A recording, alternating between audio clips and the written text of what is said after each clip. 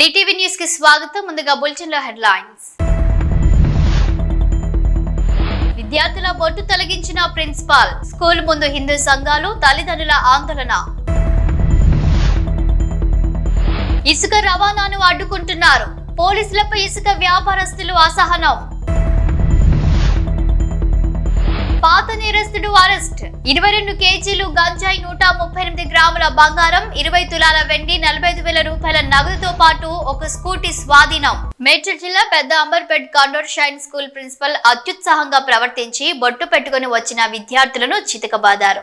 స్కూల్లో ప్రేయర్ చేసే సమయంలో లైన్లో ఉన్న విద్యార్థుల వద్దకు వెళ్లి బొట్టు ఎందుకు పెట్టుకున్నావంటూ బలవంతంగా వాష్రూమ్ లోకి తీసుకెళ్లి బొట్టు తీయించాడు ప్రిన్సిపల్ లక్ష్మయ్య.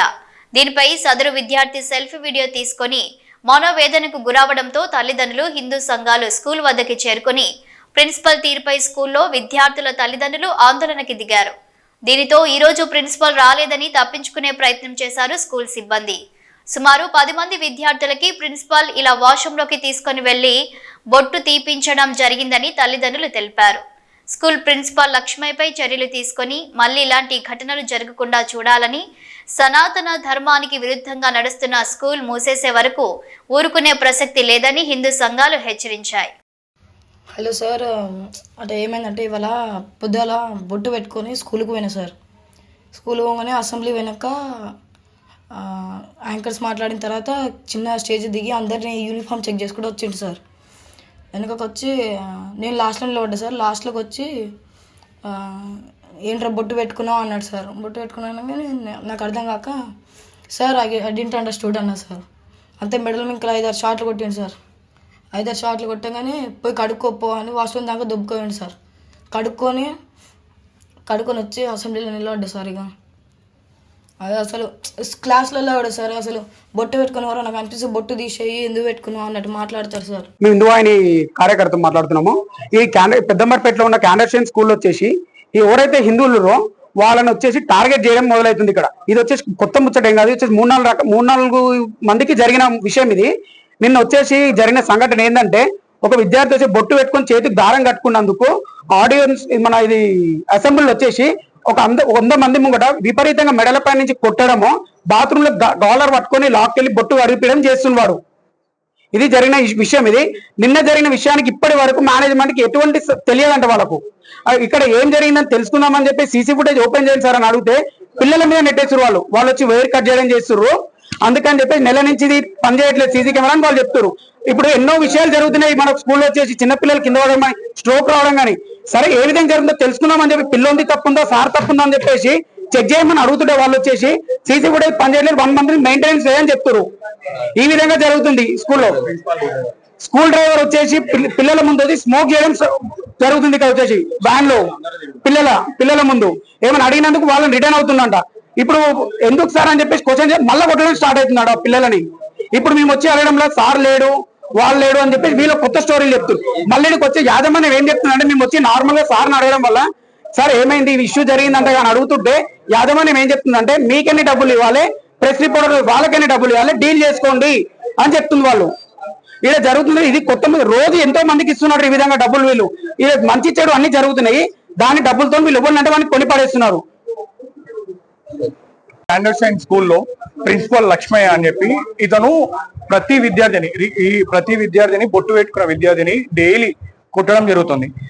సనాతన ధర్మానికి విరుద్ధంగా స్కూల్లో పిల్లలకి ఆయన వాళ్ళకి డైలీ ఒక క్లాస్ చెప్తుండంట.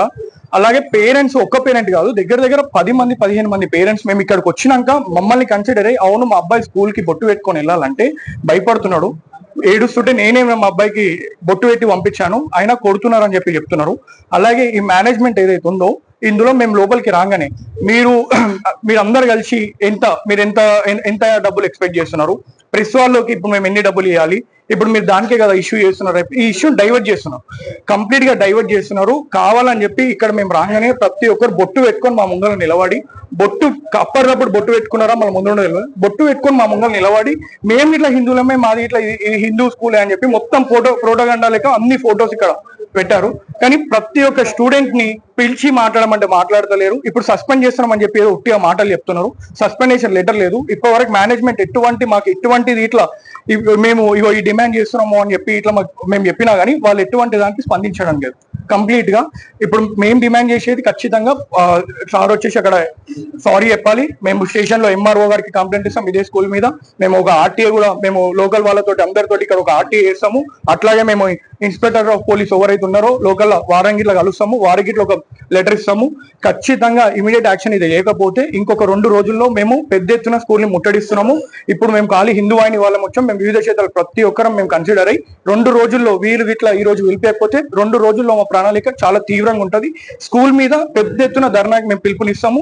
ఈ ఎటువంటి ఏ ఎగ్జామ్స్ ఉన్నా ఏమున్నా ఖచ్చితంగా స్కూల్ ని మాత్రం మేము వాళ్ళు యాజమాన్యం దీని మీద బయటకు వచ్చి స్పందించే వరకు మేము వదలము. 2 రోజుల్లో మాది చాలా పెద్ద ఉంటది.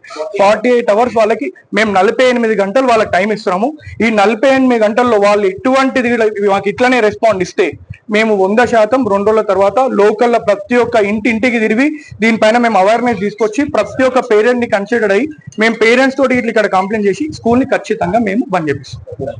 హైదరాబాద్ నిర్మాణ రంగంలో ఉపయోగపడే ఇసుకను నిర్మాణదారులకు సరఫరా చేస్తుంటే తమ వ్యాపారం పట్ల పోలీసులు ఇబ్బందులకు గురి చేస్తున్నారని ఇసుక వ్యాపారస్తులు అసహనం వ్యక్తం చేస్తున్నారు. మంగళవారం నాడు కూకట్పల్లి నియోజకవర్గం బీఆర్ఎస్ ఎమ్మెల్యే మాధవరం కృష్ణారావును తన క్యాంపు కార్యాలయంలో కలిసి వినతి పత్రాన్ని అందజేశారు. ఈ సందర్భంగా వారు మాట్లాడుతూ ఎన్నో ఏళ్లుగా ఇసుక వ్యాపారం చేస్తున్నామని ఇప్పుడు పోలీసులు తాము ఇసుక సరఫరా చేస్తున్న వాహనాలను సీజ్ చేస్తూ ఇబ్బందులు పెడుతున్నారని అన్నారు. ఇదేమిటని ప్రశ్నిస్తే పైనుండి ఆదేశాలున్నాయని సమాధానం ఇస్తున్నారని వాపోయారు. తెలంగాణ ప్రభుత్వానికి ఇసుక సరఫరా కోసం డీడీ చెల్లించి పెద్ద లారీలలో తెచ్చిన ఇసుకను డంపు చేసి లారీ వెళ్లలేని కాలనీలు, ఇండ్ల నిర్మాణాల వద్దకు ఆటోలలో, టిప్పాలలో ఇసుకను సరఫరా చేస్తుంటే ఇప్పుడు వాటిని కూడా ఎంఆర్ఓ పోలీసులు సీజ్ చేసి ఇబ్బందులకు గురి చేస్తున్నారని ఎమ్మెల్యేకు తెలియజేశారు.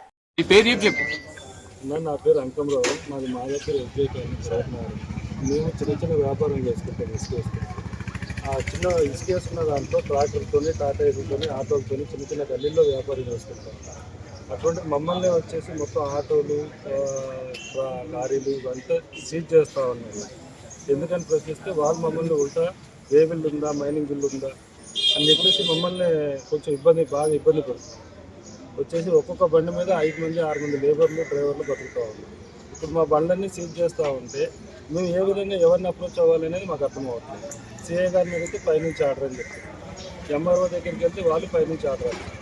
మేము ఎవరి దగ్గరికి వెళ్ళాలి, సమస్యకు పరిష్కారం ఉందని దొరకట్లేదు. అందుకని మన ఎమ్మెల్యే గారి దగ్గరికి వచ్చారు.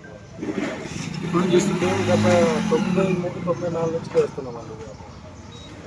10 ఏళ్ళలో కూడా ఇప్పుడు కూడా ఎవరు పట్టుకోవడం కానీ అటువంటిదే లేదు. ఏదంటే పెద్ద బండి వెహికల్తో వస్తుంది, చిన్న గలీలోకి వెళ్ళకపోతే మా చిన్న టిప్పర్లు మేము ఏదైతే కొత్త బండ్లు తెచ్చుకొని ఫైనాన్స్ కట్టుకుంటా ఉన్నామో ఆ బళ్ళలో కొట్టుకొని సైట్లలో చిన్న సైట్లో 10 టన్నులు కావాలి, 5 టన్నులు కావాలి మా దగ్గరకు వచ్చి వాళ్ళు అడగడం జరుగుతుంది. మేము తీసుకెళ్ళి డంపు చేసి వాళ్ళ దగ్గరికి అమ్మేస్తాం. ఇలాగా ఇప్పటి నుంచో జరుగుతుంది. గత 10 ఏళ్ళలో ఏనాడు కానీ ఒక పోలీసు వాళ్ళు వచ్చి కానీ, ఒక ఎంఆర్ఓ కానీ, ఒకళ్ళు కానీ ఎవరు వచ్చింది లేదు. ఇప్పుడు డైరెక్ట్ ఎక్కడైతే డంపు చేస్తే ఆ డంపుని సీజ్ చేస్తున్నారు. ఏదైనా బండ్లలో ఉంటే సీజ్ చేస్తున్నారు, లేదంటే డబ్బులు కనుక ఇచ్చామా వదిలేస్తున్నారు. డబ్బులు ఇవ్వకుండా ఒకవేళ ఎదిరించి మాట్లాడామా బండి సీజు. ఇసుక వాళ్ళే ఎంఆర్ ఆఫీస్లో కాల్ చేసుకుంటున్నారు. గత 2 రోజులు 3 రోజుల క్రితం కూడా మా బండ్లు దొరికినాయి. మాదాపూర్ పిఎస్లో పెట్టాం. మాదాపూర్ పిఎస్ డైరెక్ట్ తీసుకెళ్ళారు. ఎంఆర్ ఆఫీస్లో శాండ్ సప్లై తీసుకుని దాంట్లోకి డంప్ చేసుకున్నారు. ప్లస్ 20,000 రూపాయల ఫైను, ఎక్స్ట్రా పైసలు కూడా మళ్ళీ యాడ్ చేసి మళ్ళీ గవర్నమెంట్కి డీడీ కట్టమంటే బ్యాంకులో కట్టేసి వేసాం. ఆ ఇసుక పోయింది, డబ్బులు పోయినాయి. 4 రోజులు బండిలో తీసుకురావడానికి 4 రోజులు తిరిగాం. ఎవరిని అడిగినా మాకు తెలియదు. పై ఆఫీసుని పైనుంచి ఆటోలు చెప్తున్నారు. ఏ ఒకటి పరిష్కారం మాకు దొరకట్లా. ప్రతిరోజు దినదిన గండం అనే టైపే మాది ఉంది. అక్కడ తిరిగి బండి తిప్పుదామంటేనేమో భయం పడుతుంది పట్టుకొని. ఈరోజు దొరికింది డబ్బులు కడుతున్నాం, రేపు పొద్దున మళ్ళీ చేయాలంటే డబ్బులు లేవు, ఈఎంఐ కావాలంటే డబ్బులు లేవు. తినడానికి కూడా ఇంకా పరిస్థితి మరీ ఘోరంగా అయిపోతుంది. బతకాలన్నా చావాలన్నా ఏదైనా నిర్ణయం ఒకటే చెప్తే ఈ గవర్నమెంట్ నుంచి మేము ఉండమంటే ఉంటాం, లేదంటే చావమంటే చావడం పరిష్కారం ఉంది. ఈఎంఐ కట్టలేము, ఫైనాన్స్ వాళ్ళకి ఇచ్చి మేము చచ్చిపోవడమే కారణం. ఇంతకు మించి ప్రతి కారణం లేదు. గౌరవైన కూకట్పల్లి ఎమ్మెల్యే గారిని మేము వేడుకున్నాం, వచ్చి ఈరోజు లెటర్ ఇవ్వడం జరిగింది. మా యందు దయ ఉంచి ఏదో పరిష్కారం తొందరగా తేవాల్సిందిగా కోరుకుంటున్నాం. నర్సీపట్నం పోలీసులు పాత నేరస్తుడు రౌతు మల్లేష్, అతడి అనుచరుడు గెడ్డెం రామ్ నవీన్లను అరెస్టు చేశారు. నిందితుల నుంచి 22 కేజీలు గంజాయి, 138 గ్రాముల బంగారం, 20 తులాల వెండి, 45,000 రూపాయలు నగదు, ఒక స్కూటీ, కత్తులు, రాడ్డులతో పాటు 3 సెల్ ఫోన్లు స్వాధీనం చేసుకున్నారు. నర్సీపట్నం పోలీసులు వాహనాలు తనిఖీలు చేస్తుండగా విశాఖ జిల్లా గాజువాకకు చెందిన పాత నేరస్తుడు రౌతు మల్లేష్, నర్సీపట్నంకు చెందిన గెడ్డెం రామ్ నవీన్ ఇద్దరు ఏజెన్సీ నుంచి గంజాయిని కొనుగోలు చేసుకుని స్కూటీ మీద నర్సీపట్నం వస్తుండగా వాహనాల తనిఖీలో భాగంగా వారిని తనిఖీ చేయగా వారి వద్ద 22 కేజీల గంజాయితో పాటు బంగారం కూడా స్వాధీనం చేసుకున్నామని తెలిపారు. రౌతు మల్లేష్ మీద గాజువాక పోలీస్ స్టేషన్లో షీట్ ఓపెన్ చేశారని, ఇతను వివిధ జిల్లాల్లోనూ దొంగతనాలు చేస్తూ పట్టుబడి 100కు పైగా కేసుల్లో ఉన్నాడని, 66 కేసులు విచారణలో ఉన్నాయని, చాలా కేసుల్లో జైలు జీవితం కూడా గడిపాడని తెలిపారు.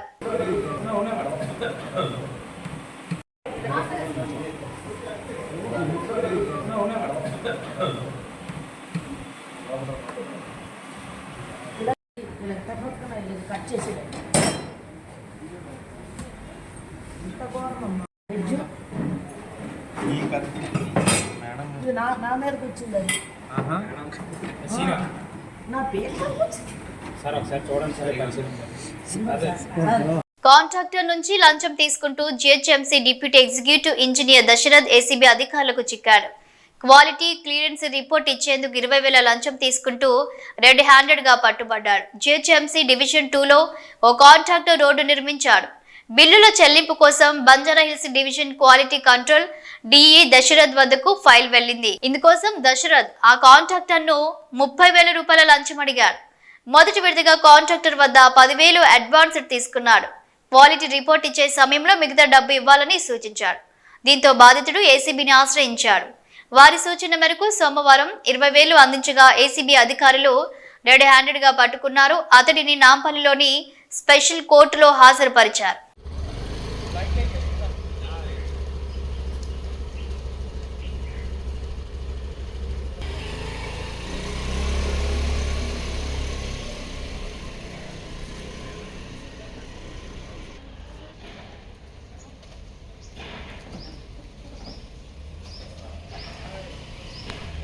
హర్యానాకు చెందిన కాంగ్రెస్ యువ నాయకురాలు హిమానీ నర్వాల్ హత్య కేసులో పోలీసులు ఇప్పటికే సచిన్ అనే నిందితుడిని అరెస్ట్ చేశారు.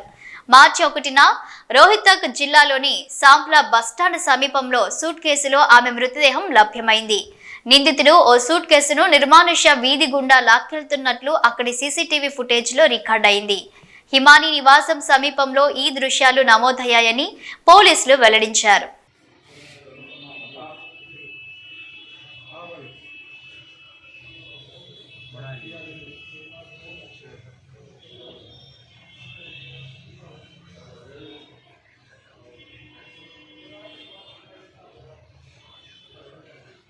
వనపర్తి కొత్తకోట మండలం నాటవెల్లి వద్ద 44వ నంబర్ జాతీయ రహదారిపై మంగళవారం ఉదయం హైదరాబాద్ నుంచి కర్నూలు వైపునకు వెళ్తున్న కంటైనర్ డీసీఎం లారీ ఒకదాని వెనుక మరొకటి ఢీకొని బోల్తా పడ్డాయి. దీనితో హైదరాబాద్ నుంచి కర్నూలు వెళ్లి రహదారిపై వాహనాల రాకపోకలు నిలిచిపోయాయి. పోలీసులు, హైవే నిర్వహణ సిబ్బంది అక్కడకు చేరుకొని వాహనాలను తొలగించి క్రమబద్ధీకరించారు. ప్రమాదంలో ఎలాంటి ప్రాణ నష్టం జరగలేదు. ముఖ్యమంత్రి రేవంత్ రెడ్డి కేంద్ర ఆహార పౌర సరఫరాల శాఖ మంత్రి ప్రహ్లాద్ జోషితో భేటీ అయ్యారు. మంత్రి ఉత్తమ్ కుమార్ రెడ్డితో కలిసి కేంద్ర మంత్రిని కలిసి రాష్ట్రానికి సంబంధించిన పలు అంశాలపై చర్చించారు. 2014-15 సంవత్సరానికి సంబంధించి సేకరించిన ధాన్యం బకాయిలు 1468.94 కోట్లను విడుదల చేయాలని ఈ సందర్భంగా కేంద్ర మంత్రికి వినతి పత్రం అందజేశారు.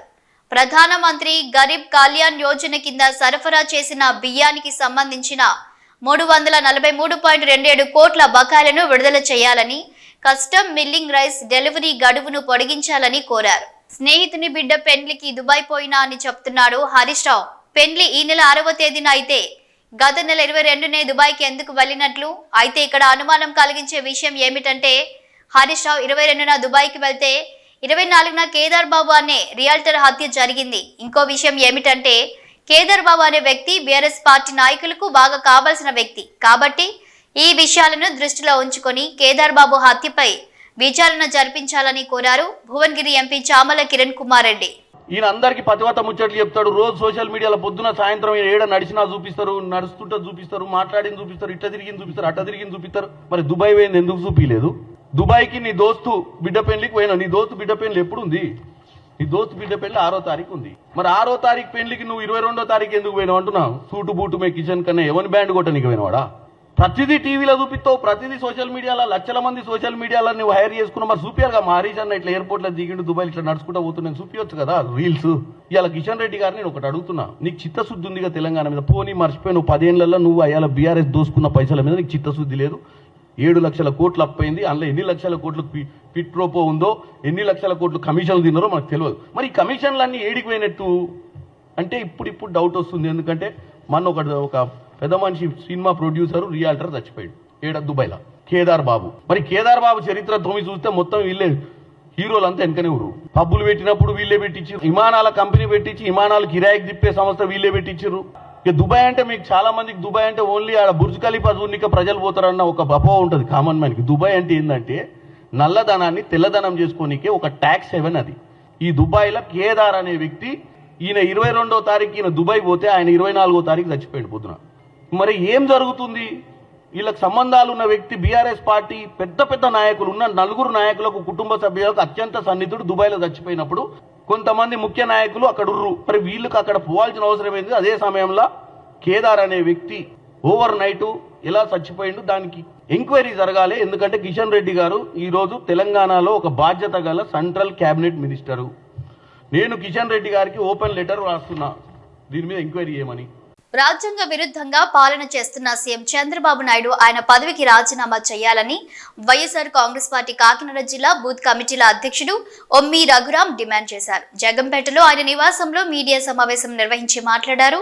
రాజ్యాంగబద్ధంగా పదవి పొందిన చంద్రబాబు మొన్న జరిగిన వారి పార్టీ నాయకుల సమావేశంలో వైఎస్ఆర్ కాంగ్రెస్ పార్టీ సానుభూతి పరులకు మేలు చేసే పనులు చేయొద్దని, అలా చేస్తే పాముకు పాలు పోసినట్లే అని పేర్కొనడం రాజ్యాంగాన్ని అతిక్రమించడమే అవుతుందన్నారు. ఆ వ్యాఖ్యలను వైఎస్ఆర్ కాంగ్రెస్ పార్టీ తరపున ఖండిస్తున్నామని, దానికి బాధ్యత వహించి ముఖ్యమంత్రి చంద్రబాబు తన పదవికి రాజీనామా చేయాలన్నారు.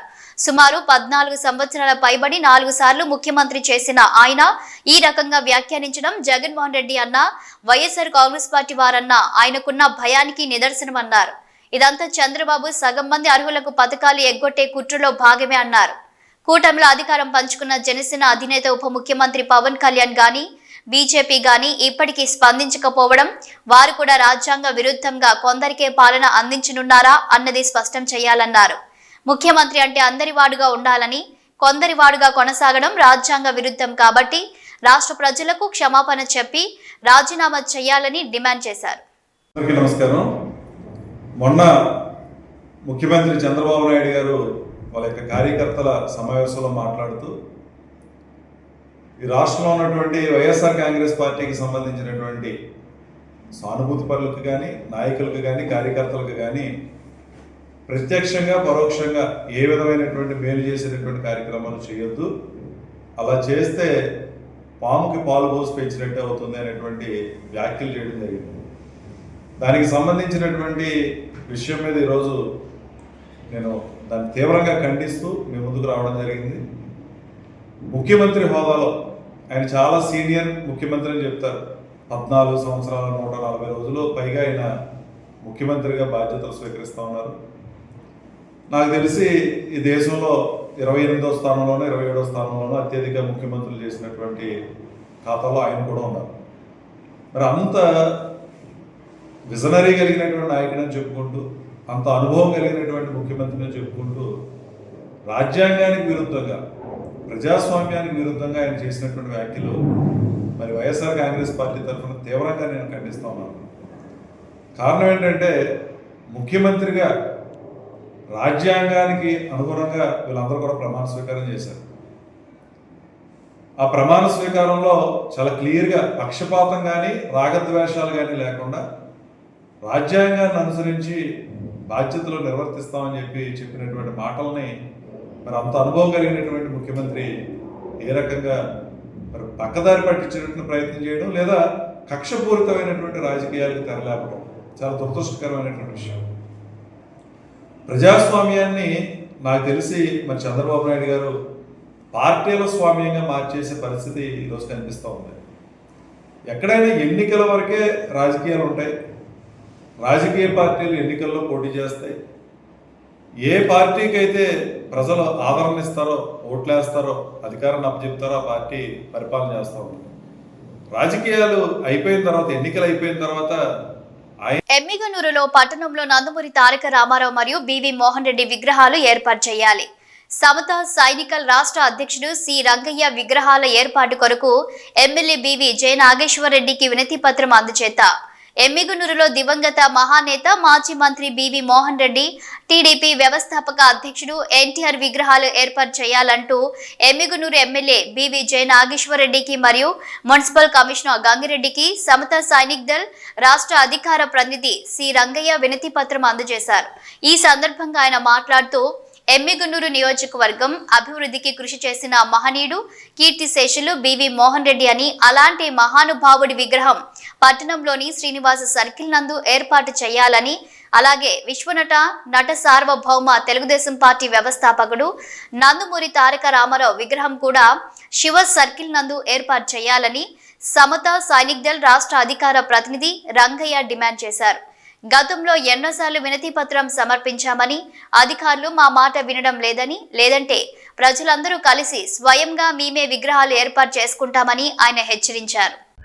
ఆంధ్ర రాష్ట్రంలో ఎమ్మిగనూరు ఎమ్మిగనూరు నియోజకవర్గము దాదాపుగా చేనేతలు అత్యధికంగా ఉన్నటువంటి జనాభా ఉన్నటువంటి ప్రదేశము. ఇక్కడ గతంలో 40,000 మంది జనాభా నుంచి 1,00,000 పైచిలుకున్నటువంటి జనాభా కలిగిన నియోజకవర్గము. ఎక్కడే కానీ పరిశుభ్రతలో కానీ, ఆరోగ్యం పరంగా కానీ, విద్య, వైద్యం, ఉపాధి, వ్యాపారం, రాజకీయం, సామాజిక అన్ని గుణాలకి ఇక్కడ అనువైనటువంటి ప్రదేశంగా ఎక్కెక్కడో ఇతర జిల్లాల నుంచి కూడా ఇక్కడ వచ్చి నివాసం చేస్తున్నటువంటి పరిస్థితి ఈ ఎమ్మిగనూరుది. ఈ ఎమ్మిగనూరుని దిశ మార్చినటువంటి ఘనత స్వర్గీయ బివి మోహన్ రెడ్డి గారికి చెందుతుంది. ఎందుకంటే ఎక్కడ కూడా మ్యాప్లో కనబడినటువంటి ఈ ఎమ్మిగనూరుని, ఈ రాయలసీమ ప్రాంత నియోజకవర్గాలన్నీ ఎమ్మిగనూరు వైపు చూస్తున్నాయంటే ఆయన చేసినటువంటి అభివృద్ధి రాబోయేటువంటి భవిష్యత్ తరాలకి తెలియజేయాల్సినటువంటి బాధ్యత ప్రతి ఎమ్మిగనూరు సభ్యులకి ఉంది, ప్రజలకి ఉంది. కాబట్టి ఖచ్చితంగా మా డిమాండ్ ఏంటంటే, గతంలో కూడా ఎన్నో మేము రిప్రజెంటేషన్లు ఇచ్చినా కూడా అధికారులు స్పందించలేదు. తక్షణమే శ్రీనివాస సర్కిల్లో స్వర్గీయ బివి మోహన్ రెడ్డి గారి విగ్రహాన్ని ఏర్పాటు చేసి, అదేవిధంగా శివ సర్కిల్లో అక్కడ ఎన్టీఆర్ గారి విగ్రహాన్ని ఏర్పాటు చేయాలి. ఎందుకంటే కంచుకోటైనటువంటి తెలుగుదేశం పార్టీకి కంచుకోటైనటువంటి ఎమ్మిగనూరు నియోజకవర్గంలో మా స్వర్గీయ ఎన్టీ రామారావు గారి కానీ బివి మోహన్ రెడ్డి గారి విగ్రహాలు లేకపోవడం చాలా దుర్మార్గమైనటువంటి పరిస్థితి ఇది. ఎందుకంటే మా భావి తరాలకి చెప్పుకోవాల్సినటువంటి అవసరం మాకు ఎంతైనా ఉంది. ఎందుకంటే అభివృద్ధి అంటే ఒక బివి కుటుంబానికి మాత్రమే చెందుతుంది ఇక్కడ, అంతేకాని రాజకీయంగా కానీ ఇప్పుడు ఆయన రాబోయేటువంటి తరాలకి రాజకీయం ఎలా చేయాలో నేర్చుకోవాల్సినటువంటి అవసరం ఎంతైనా ఉంది. ఎందుకంటే రాజకీయంలో కానీ, అభివృద్ధిలో కానీ, సంక్షేమంలో కానీ ఆ ఇంటికి, ఆ కుటుంబానికి, బీవీ కుటుంబానికి మాత్రమే చెందుతుంది. కాబట్టి మా తరం ఎట్లా అయిపోయింది, మా భావి తరాలకి పలానా టైంలో పలానా నాయకుడు ఉన్నాడు అనేటువంటి చెప్పేటువంటి ఒక పరిస్థితి రావాలి. అందుకోసమనే ఇది చిరకాల కోరిక. దశాబ్దాలుగా మేము రిప్రజెంటేషన్లు ఇస్తానే ఉన్నాము, వెనక వేస్తానే ఉన్నారు అధికారులు. ఎందుకు స్పందించలేదో అర్థం కావడం లేదు. తక్షణమే శ్రీనివాస సర్కిల్లోన స్వర్గీయ బివి మోహన్ రెడ్డి గారి విగ్రహాన్ని ఏర్పాటు చేయాలి. అదేవిధంగా శివ సర్కిల్లో స్వర్గీయ ఎన్టీఆర్ రామారావు గారి విగ్రహాన్ని ఏర్పాటు చేసి ఈ చిరకాల కోరిక, దశాబ్దాలుగా పోతున్నటువంటి చిరకాల కోరికని తక్షణమే అధికారులు స్పందించాలి. అదేవిధంగా ఎమ్మెల్యే గారు కూడా రిప్రజెంటేషన్ ఇచ్చాము. తక్షణమే స్పందించి దీని మీద భూమి పూజ చేయాలి. దీన్ని ఏమాత్రం నిర్లక్ష్యం చేసినా సామాన్య ప్రజలందరం వెళ్ళి కూడా మేమే భూమి పూజ చేసేసి అక్కడ విగ్రహ ఏర్పాటుకు మేము చర్యలు తీసుకుంటామని కూడా మేము తెలియజేస్తా ఉన్నాము. నా పేరు సి రంగయ్య, సమతా సైనిక్ దళ్, అధికార రాష్ట్రపతిని. జై భీమ్. బులెటిన్ ముగించే ముందు హెడ్లైన్స్ మరోసారి. విద్యార్థుల బొట్టు తొలగించిన ప్రిన్సిపాల్, స్కూల్ ముందు హిందూ సంఘాలు, తల్లిదండ్రుల ఆందోళన. ఇసుక రవాణాను అడ్డుకుంటున్నారు, పోలీసులపై ఇసుక వ్యాపారస్తులు అసహనం. పాత నేరస్తుడు అరెస్ట్, 22 కేజీలు గంజాయి, 138 గ్రాముల బంగారం, 20 తులాల వెండి, 45,000 రూపాయల నగదుతో పాటు ఒక స్కూటీ స్వాధీనం. ఇవి బులెటిన్ అప్డేట్స్. Keep watching.